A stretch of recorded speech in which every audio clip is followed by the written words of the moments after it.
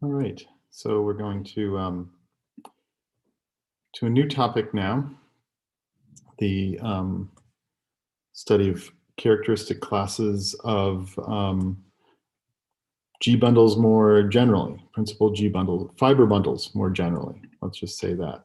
So first of all, on the board here, you can see the URL for different AWW whiteboard with 18 lectures, well, 17 lectures and one problem session stored on the first one.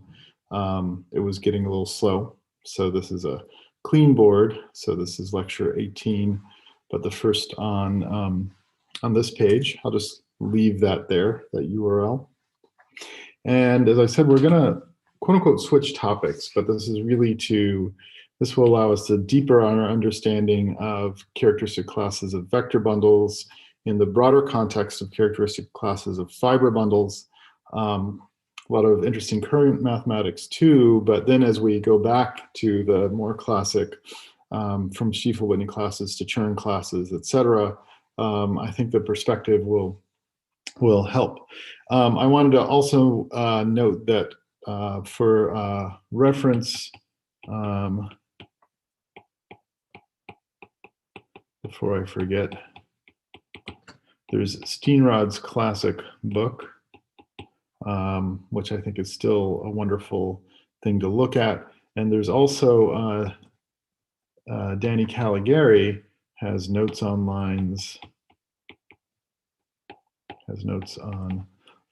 here they are, notes on fiber bundles, just from a course. And it's a nice, concise treatment, but with plenty to chew on. So that's good. But so you can read about some of these things in those resources. Both the book is in print, and I think probably scanned, because everything is these days, and Caligari's was made to be just online.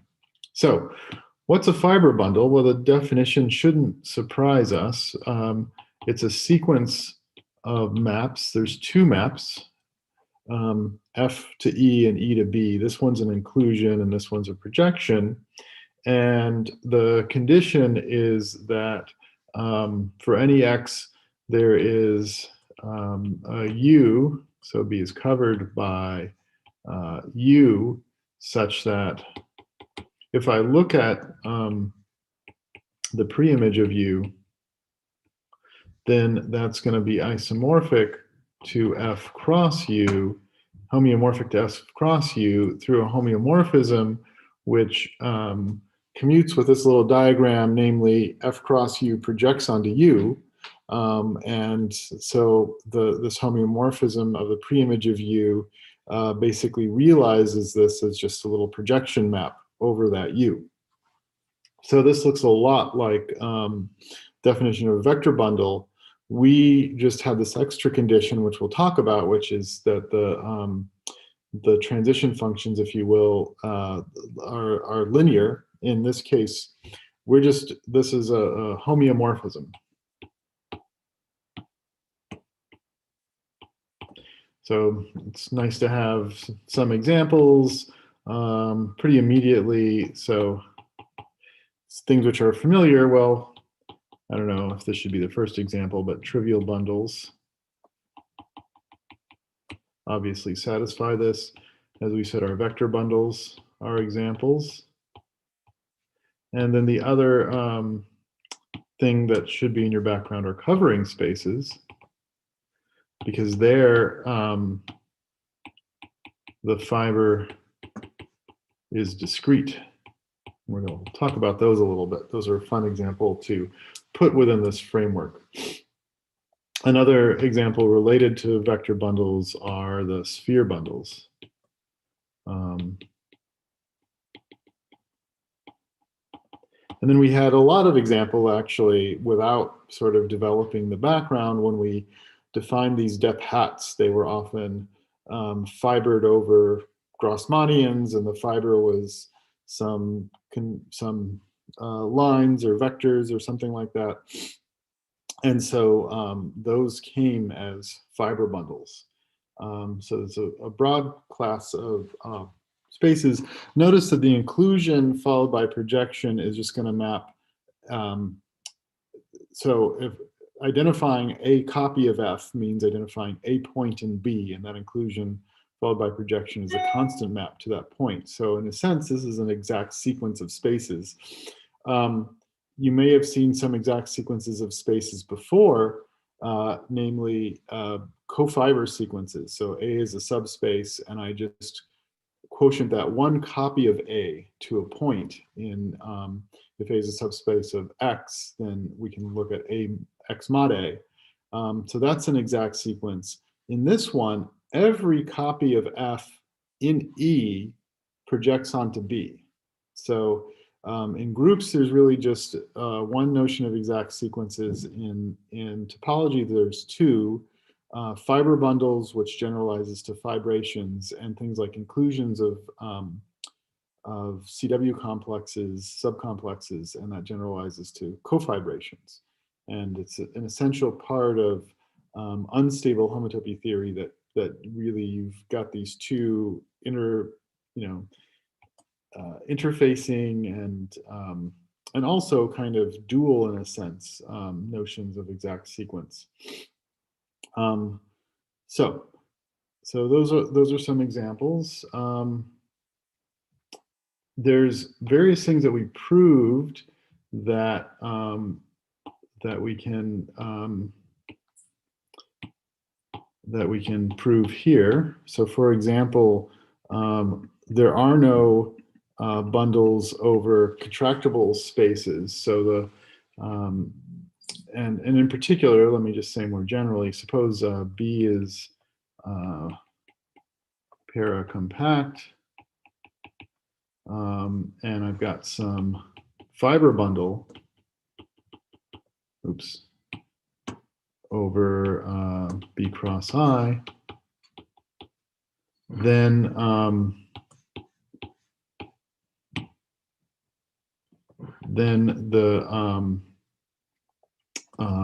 the bundle, which just looks at this fiber bundle over B cross 0, is isomorphic to the fiber bundle over B cross 1. And that's as fiber bundles. Haven't defined, leave that as an exercise for you to what is a morphism of fiber bundles, what is an isomorphism of fiber bundles. So this is something that, by the way, in the smooth setting, a fiber bundle is smooth if both this inclusion and that projection are smooth. In the smooth setting, you could do this with connections. We had this proof, and let me just sort of remind you via sketch that you can be looking at, here's B cross I. You have, you put yourself in a position to really sort of know that you're trivial on U cross I, so trivial on U cross I. There's a little bit of compactness of the interval, compactness of B if you want, but this is more compactness of the interval.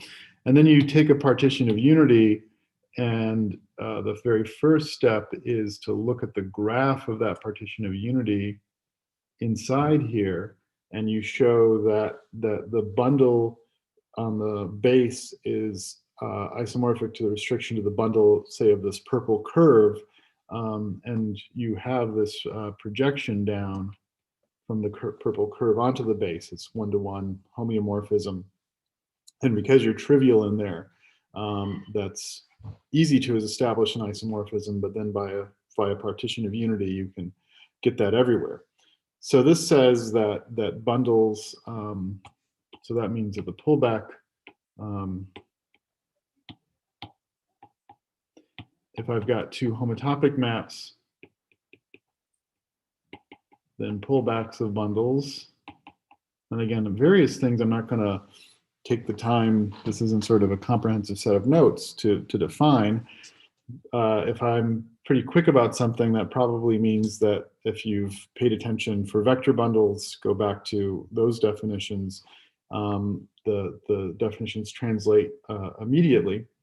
And so this would imply, so that's true for pullbacks, and that means that we only have trivial bundles over contractible bases.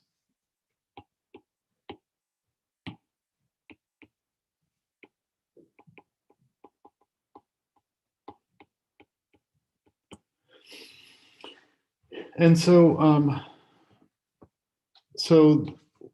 what I wanted to then convey is the data. This seems initially like, okay, this is, this can be anything. F can twist over B in all sorts of ways. How do you start keeping track? And this is part of the point of homotopy theory. When you have theorems like this, that somehow these bundles are sensitive only to homotopy, you often can make things more discrete. So the way that's done is a so this discrete thinking, pardon the pun, is that if I've got my base B, and then I have these UIs that over which I'm trivial, then the vector bundle, so it's trivial all over all those. Let's think about each of those being contractible, maybe the overlaps being contractible too. Because then you can really, again, this is informal, but you can really think about this. In the overlap I've got, if this is UI and UJ, there's some sort of TIJ, which is going to map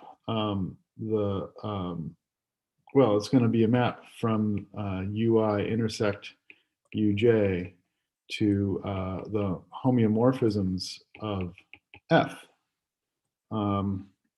Because I've got a trivialization, so I've got a particular way that I'm identifying each pre-image of X in the intersection in UI. In a particular way, they're identified, and those aren't going to be the same. And so if I say fix one of them as the way to think about this in terms of F, then the other is a new way to think about it as an element of X, some element in the fiber as an element of F, and that actually defines a homeomorphism. And these then satisfy a few identities. TII is the identity, TIJ inverse is TJI, and then what's called the cocycle condition. This is all holds because I've got this global bundle. But then what you can show is that, so this is implied by having a bundle, but you can also show that if I give you this data, then we have a fiber bundle with fiber F. Now the group of homeomorphisms is this huge group in general. But the point is that you often inside that huge group, you've got some subgroup that's really the action. The idea is that instead of any old homeomorphism from F as you travel around B, maybe you're doing geometry and there's a special class of homeomorphisms, or in particular, so the way, let's talk about it this way. So right, so this is a discrete way of thinking. We just name, we've got UI cross fiber, and essentially we name, you can actually make this quote unquote discrete, but I won't sort of take us through the machinery to do that, but you essentially name these overlaps to identify things, and as long as you've got this these compatible cocycle conditions, you can make a fiber bundle, and you can make any one like that. And so let's talk about structure groups, because we're going to talk about principal G bundles.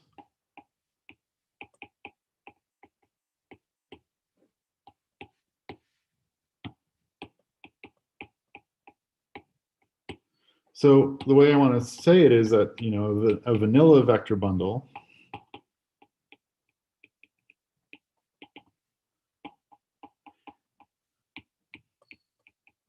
now maybe this isn't accurate because in essence vanilla is some flavor, right? You don't make a good raspberry ice cream by adding raspberry to vanilla, but still a vanilla vector bundle has structure group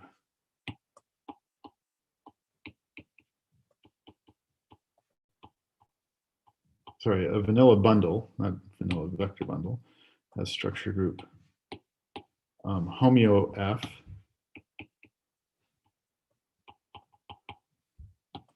Inside these, for example, you have things like smooth vector bundles. Smooth bundle means that these transition functions will be diffeomorphisms if F is a smooth manifold. By the way, I didn't give any other examples other than vector bundles. A nice, you know, here's a good example of a smooth vector bundle. You can take the Klein bottle,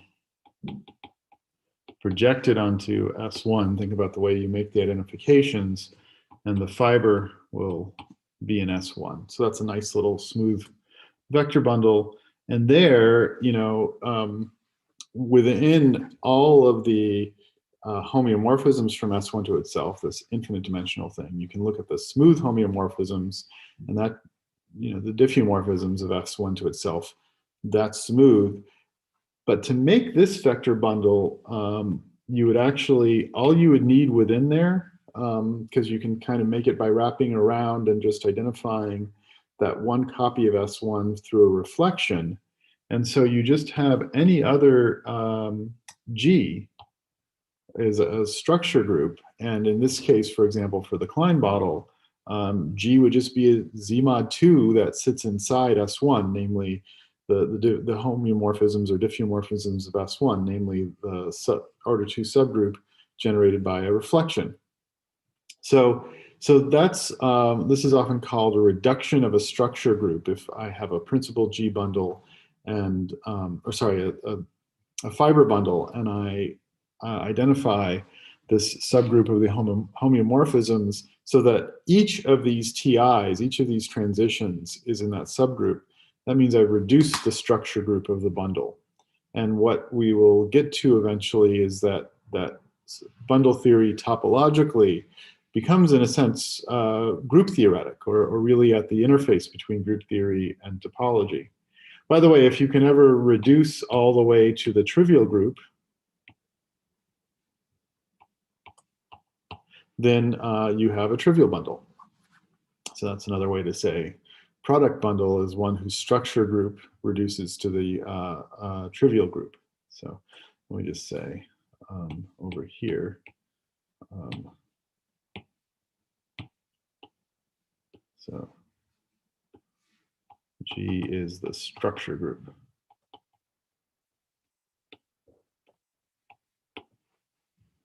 Okay. So in our case, vector bundles are fairly special in that we are very picky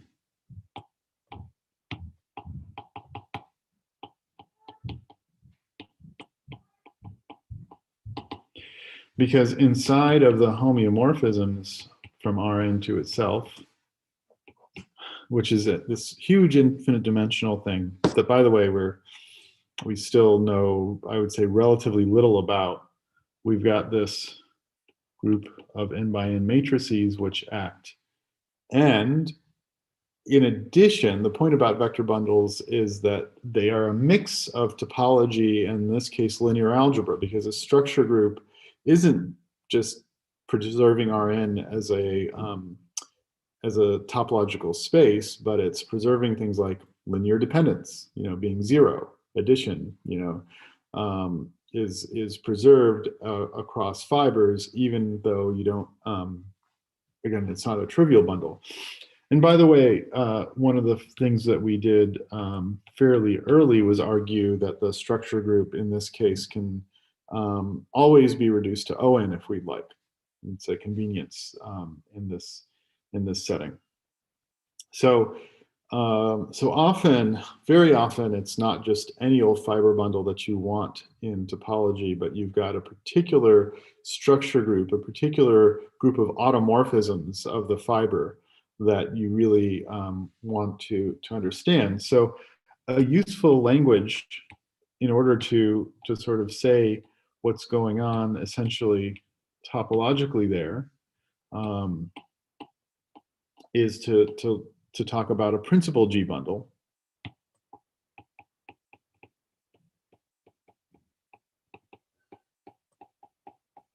I guess I don't have to put another title because I promised to talk about principal G bundles before. So what are these? These are fiber bundles. And they have a G action. And every, which preserves fibers.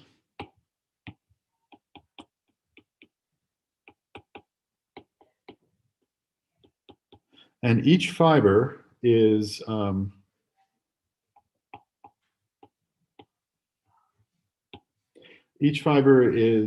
as G spaces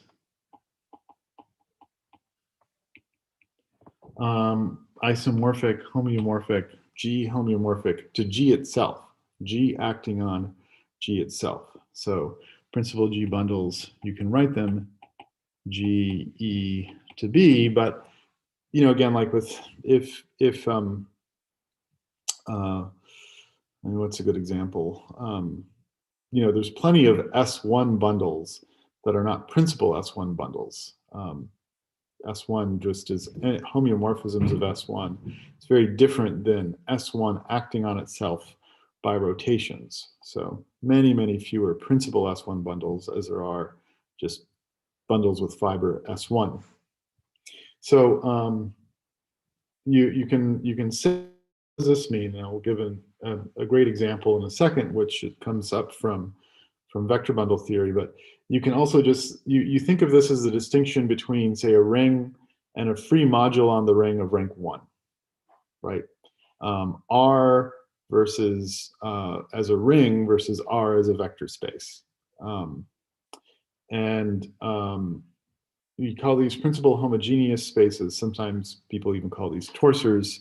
But let me give a great and important example for us.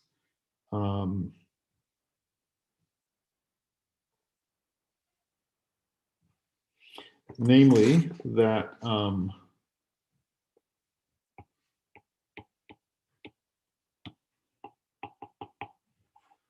if you take a vector bundle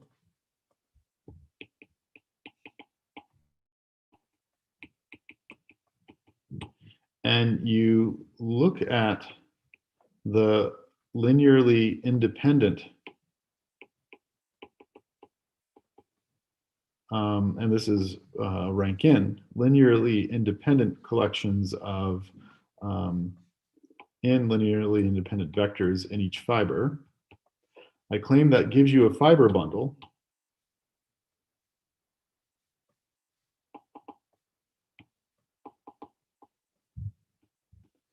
Again, we could call this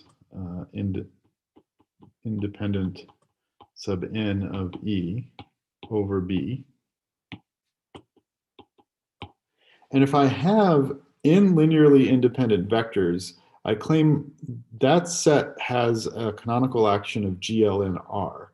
Because, for example, I can take the first two and replace the second by the sum of them. So V2 prime equals V1 plus V2. That's the result of a matrix multiplication, right? You know, 0, 1, 1, 0, yeah, or 1, 0, 1, 1, or something like that, if we were doing that in coordinates. So GLN R acts on this, and it acts transitively because because these are, of course, the set of bases. Any set of bases can be mapped to any other set of bases through a change of basis matrix. But, there's no canonical identification of those with GLNR. I can't say they are GLNR. They are isomorphic to GLNR as a GLNR space, and they are homeomorphic to GLNR, but they aren't GLNR because I don't know which collection of independent vectors should be my identity element.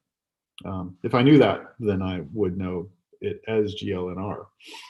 So this is an important example. So that's the way to make, so this is an example of a principal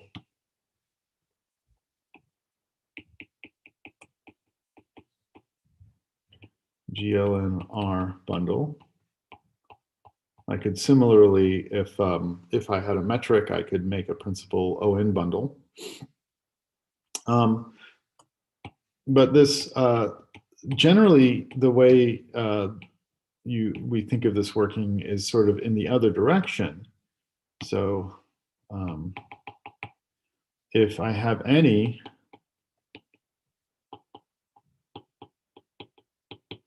that's a principal GLNR bundle, I can make a vector bundle because GLN acts on Rn. And so, and by the way, let's if we need to take inverses, let's make this action on the right. So G action, let me just say that that's on the right, because if we ever do formulas, which I'm not sure I will today, but maybe next time, I'll want the action to be on the right so that then if I, for example, take, well, GL and R acts on, one thing it acts on is Rn, the standard action. And so let's take my E and take the product with Rn, but then let's identify it by the diagonal action of GL in R, right on E and left on Rn. And the claim is that this has a well-defined projection onto B, and the fiber will be Rn as a vector space, and so this is a vector bundle.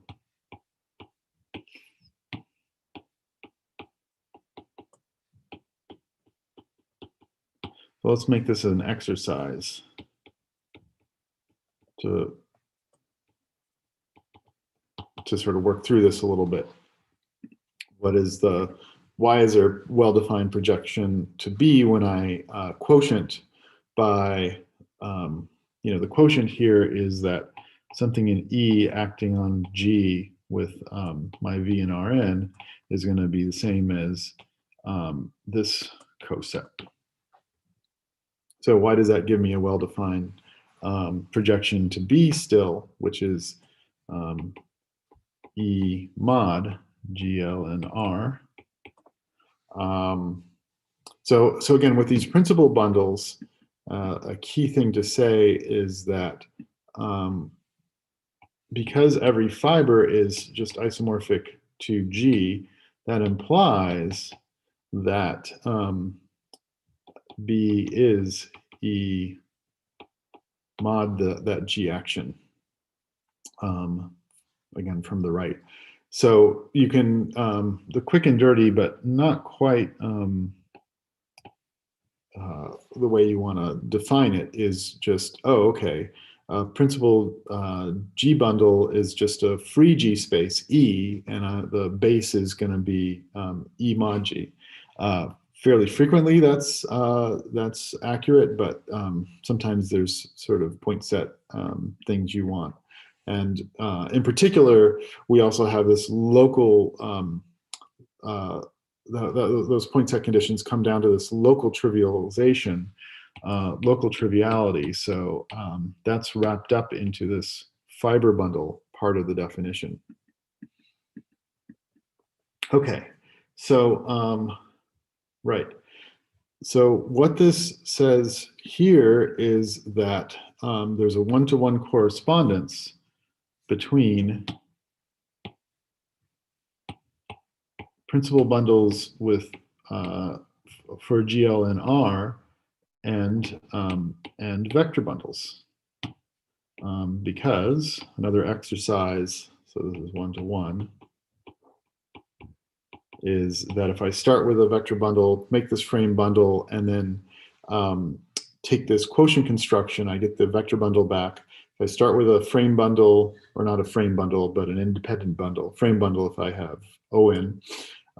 If I start with a principal GLN bundle and make the vector bundle and then take this independent vector construction, I've got the same principal GLN bundle back.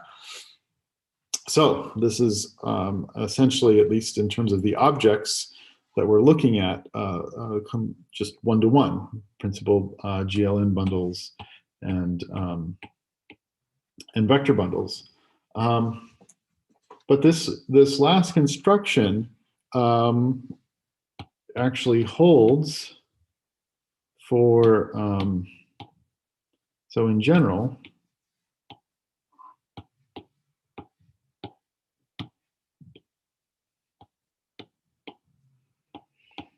more generally,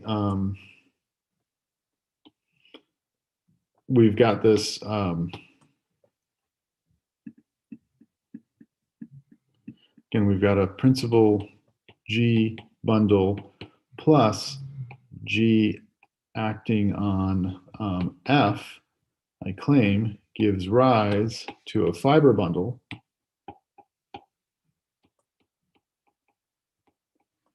fiber F. Again, by sending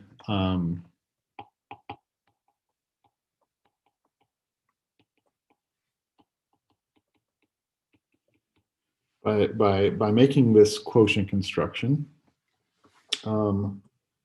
and you can make plenty of, so if F is Rn and an action is linear,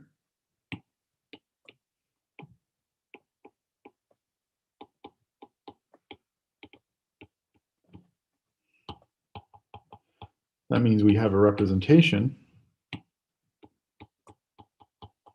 The representation we were doing before, if you will, was a tautological representation, or often called the standard representation. GLN acts on Rn via all linear maps from Rn to invertible linear maps from Rn to itself. So if you have such, so just, and this is something our colleagues in algebra study, then you make a bundle and you have a principal G bundle, you can then make a vector bundle. So then the result, again, E crossover G Rn is a vector bundle.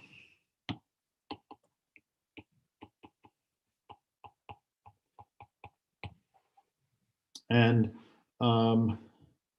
yeah, I mean, the point is that then the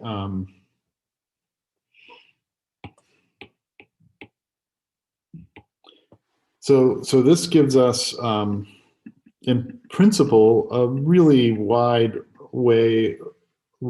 array of examples at our hands, because well, let me give a little bit more notation. So if G is discrete, for example, if it's finite, then this bundle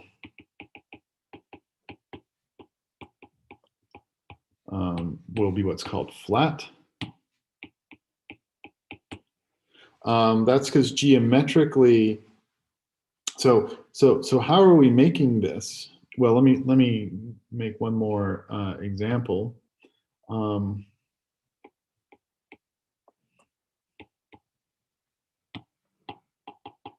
example of sorts, not entirely explicit. So take any representation,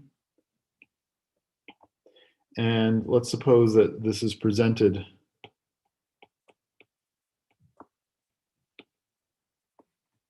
by generators and relations.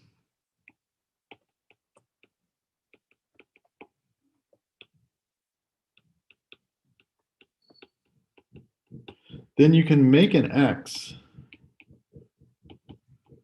so that pi1 of X is G. You can make it as a two complex, right? Just one cell for every generator, so another cell for every other. That's one way to do it quickly and cheaply.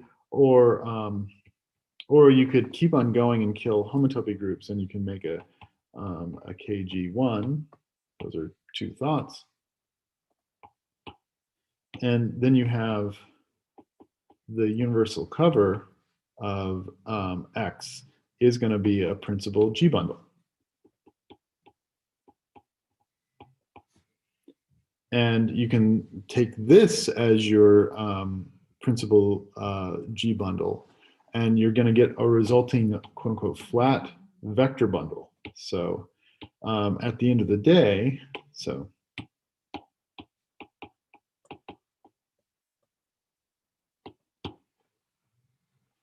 at the end of the day, we have a way to start with a representation of G and make a vector bundle over, say, KG1, which, by the way, is also, in this case, an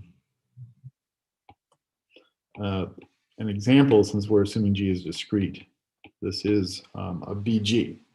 I'm going to sort of suggest, if you haven't already, I'll say this again, but my algebraic topology from a geometric viewpoint lecture series, I talk about BG in lecture 4. So at this point, you can watch that. In fact, well, let me. So what is this vector bundle? I like to think about it back on X. And by the way, you wouldn't need to if make or just take any X with pi1 G, make or have. So there's nothing special about the k pi1 or this 2 complex or have or find. If you just have something on hand that has pi1 equal to G, and I have this representation, what I can do is make an interesting bundle by, as I go around an element of the fundamental group, the fiber gets identified through my representation, right? So pi1 acts on V, and I'm going to use that pi1 action to sort of go all the way around this loop and identify the fiber. The Mobius bundle is an example of such. That pi1 of S1 is Z. Z acts on R by multiplication by 1 to the n, if n is, or whatever, x, and I, if I is in Z. I'm going to just, depending on whether my element of Z is even or odd, I'll twist either 1 or 0 times, essentially. And I get the Mobius bundle. So you go around and you twist. Well, that construction generalizes markedly here. This is sort of the ultimate version of that, where I go around any loop, and as I come back, this is called the Monodromey representation. So there's a correspondence here that I'm not going to bother elaborating on, but this ends up being, in this case, what's called the Monodromey Representation. And I'm going to give you an example of this in the next lecture, I think, presumably. But just goes to say there's a lot of them. Now, locally, there is, the reason this is flat geometrically, and I'm not going to go into that either, because that's a whole, curvature tensors and things like that. But an example of this, by the way, is not the tangent bundle of the two-sphere. The two-sphere is simply connected. I'm not going to get anything by using a representation of its fundamental group. So But we do know the tangent bundle of two-sphere has a non-zero Euler class, and geometrically, I don't have a sense for, I can't sort of trivialize things geometrically, even locally. I do parallel transport around the North Pole, and things kind of curve around. That's the whole point of curvature. But these bundles will be flat, which means locally you can find perfectly good senses of horizontal, and then globally it's just the pi 1 is what's giving you all the interesting twisting. So to put this all in perspective, so there's something, and again in that lecture series I sketch a proof of what we call the classification theorem for principal G bundles, which I will show you in a moment, just generalizes the one we do for vector bundles. It's a direct generalization through this correspondence. So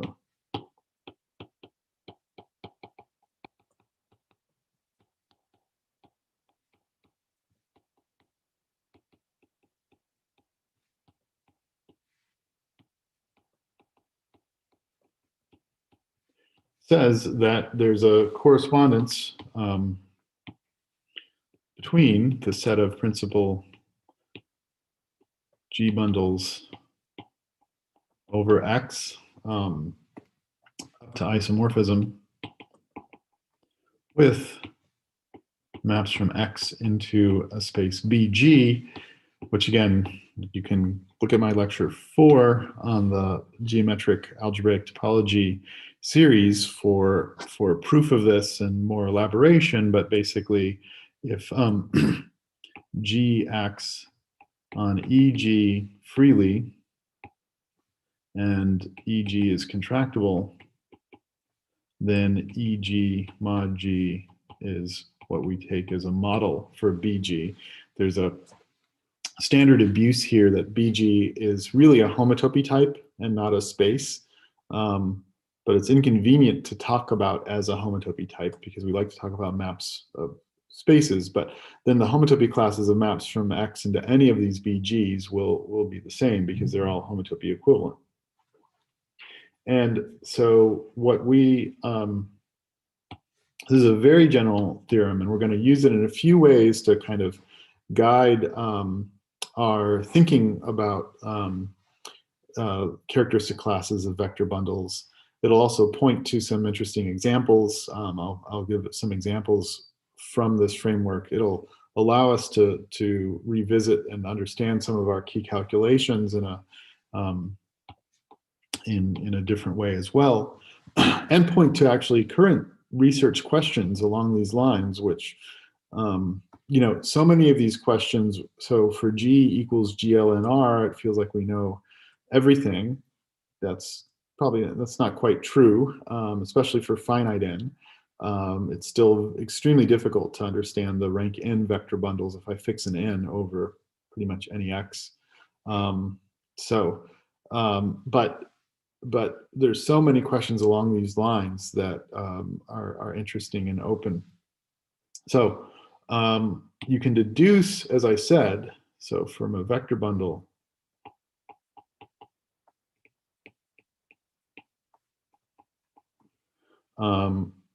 vector bundles are in one-to-one correspondence with, we gave above, principal GLN bundles.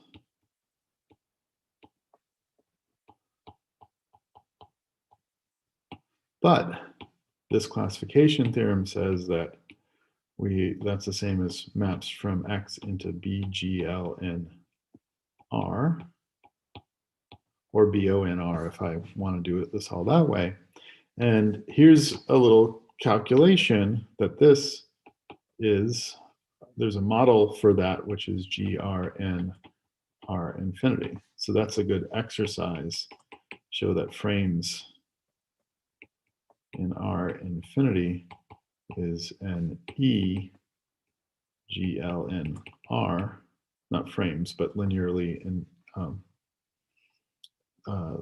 sort of, yeah, in independent vectors if I want.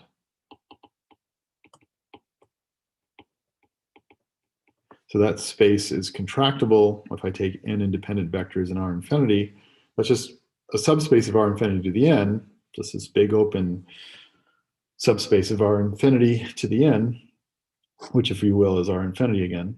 And so then that would imply that once I take the quotient,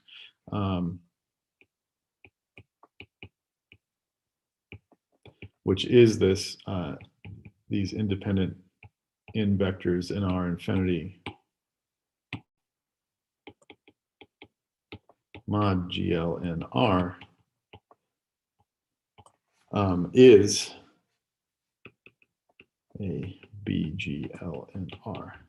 So our classification theorem for vector bundles, we've got a second proof now, because vector bundles we can prove are the same as principal GL and R bundles, and that BGL and R corresponds with the Grassmannian.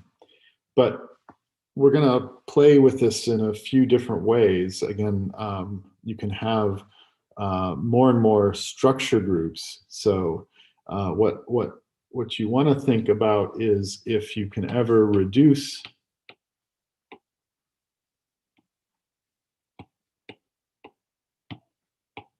so if the structure group, and this holds for a fiber bundle in general, but for a vector bundle, reduces to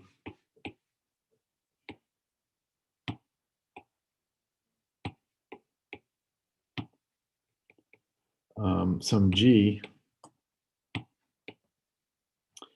inside of our GL and R, then this map factors, then my map from X to BG, L, and R, which produces, which pulls back my bundle in question, factors through BG. And so in particular, I mean, Stiefel-Whitney classes on cohomology, one way to say this and just say, oh, it's all homotopy theory, because first you show vector bundles are pulled back from BGL and R, or GR in R infinity. And then characteristic classes are just the pullback on cohomology. That's true, but it's, I would say, not a full view. It's just a way and an entree into the subject. But this would say that any cohomology of BG in between, if I know, in particular, if my vector bundle is oriented, I'm going to have a reduction of structure group to the SL in R, if it's or SON. If it's complex, that's actually the next case we're going to treat seriously. The characteristic classes from BGL and R factor through, but in fact we get more. So the point is that you get that we can, for example, show that some Stiefel-Whitney classes vanish because they would go to zero down here. So WI goes to zero, but maybe WI already goes to zero here, and that shows it has to go to zero in X. But in some cases, there may be more characteristic classes because this subgroup has its own rich structure. And this is true not just for nice big linear groups like SON inside of ON, or UN, or spin, or all sorts of symplectic groups, but also finite groups if you happen to know that your vector bundle is induced. And I want to give a fun example of that next time, as well as some further, as long as we're here, some further perspective on some of the mileage you can get from this, using principal G bundles as your lens through which we understand vector bundles. All right, let me